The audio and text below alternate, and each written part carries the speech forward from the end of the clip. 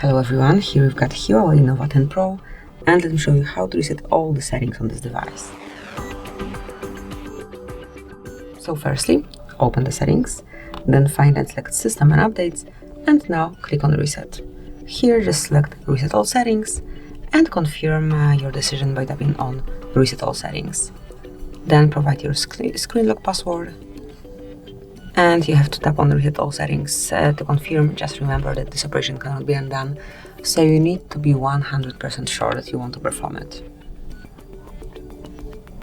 And now just wait till it's fully performed.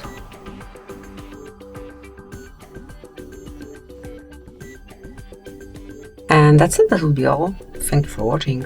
Please subscribe to our channel and leave the thumbs up.